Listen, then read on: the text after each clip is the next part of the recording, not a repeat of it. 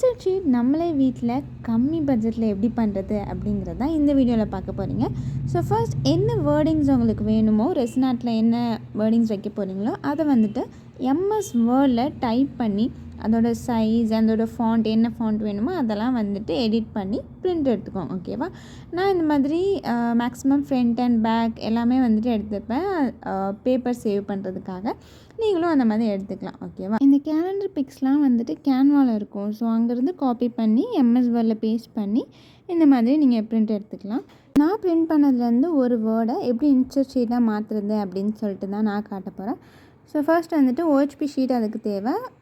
5 piece வந்து 20 ருபீஸ்க்கு நான் நியர்பை ஸ்டோரில் வாங்கினேன். ஈவன் ஆன்லைனில் வாங்குறதுக்கு கூட நான் டிஸ்கிரிப்ஷனில் லிங்க் கொடுக்குறேன், செக் பண்ணி பாருங்கள்.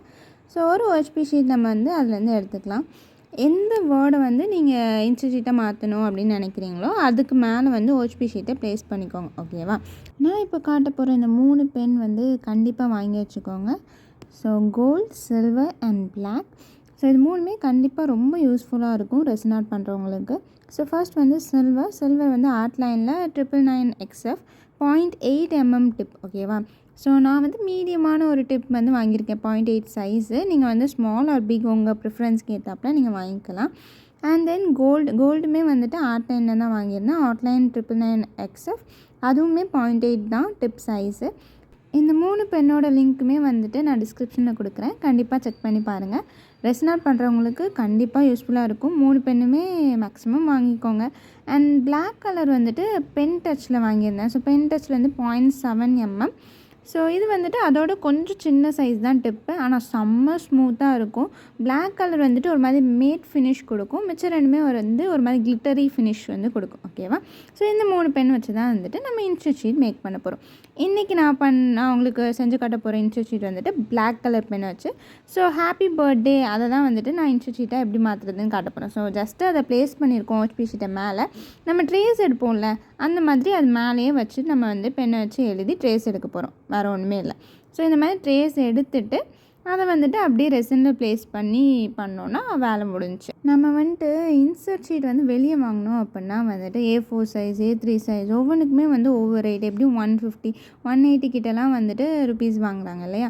ஸோ இந்த மாதிரி நம்மளே இன்சர்ட் ஷீட் பண்ணோம் அப்படின்னா வந்துட்டு நம்ம ருபீஸையும் கம்மி பண்ணலாம், இன்சர்ட் ஷீட் வாங்குற ருபீஸையும் கம்மி பண்ணலாம், ப்ராஃபிட்டும் நம்ம வந்து பார்க்கலாம் இல்லையா? ஸோ அண்ட் தென் ஆர்டர் போட்டு இன்சர்ட் ஷீட் ஒருத்தங்கிட்ட ஆர்டர் போட்டு அது வந்து அந்த டைம் டிலேயும் நம்ம குறைக்கலாம். மேக்ஸிமம் சின்ன சின்ன கீ செயின்ஸ், சின்ன ஃப்ரேம்ஸ்லாம் வந்துட்டு நீங்களே வந்துட்டு இன்சர்ட் ஷீட் பண்ணுற மாதிரி பார்த்துக்கோங்க.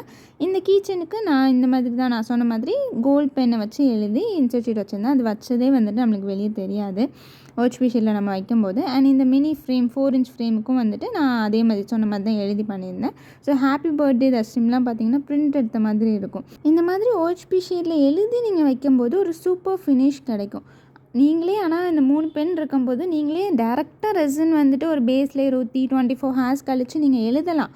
பட் ஒரு அந்த ஃபினிஷ் வந்து கிடைக்காது. மேக்ஸிமம் உங்கள் ஹேண்ட் ரைட்டிங் சூப்பராக இருந்துச்சுன்னா நீங்கள் கண்டிப்பாக தாராளமாக எழுதலாம். OHP ஷீட் பிரிண்டிங்லாம் தேவையில்லை. ஏன் ஹேண்ட் ரைட்டிங் வந்துட்டு சப்போஸ் டேரெக்டாக எழுதும்போது ஏதாச்சும் மிஸ் ஆகிடுச்சு அப்படின்னா நல்லா வராது இல்லையா, ஃபினிஷிங் இருக்காதுன்னு சொல்லிட்டு நான் மேக்ஸிமம் இந்த வே ப்ரிஃபர் பண்ணுவேன். ஸோ கண்டிப்பாக இந்த 3 பென்னும் டிஸ்கிரிப்ஷன் லிங்க் இருக்குது, செக் பண்ணி பார்த்துக்கோங்க. இந்த மாதிரி மோர் யூஸ்ஃபுல் வீடியோஸ்க்கு சப்ஸ்கிரைப் பண்ணிக்கோங்க, பக்கத்தில் உள்ள பெல் ஐக்கானை கிளிக் பண்ணிக்கோங்க. பாய்.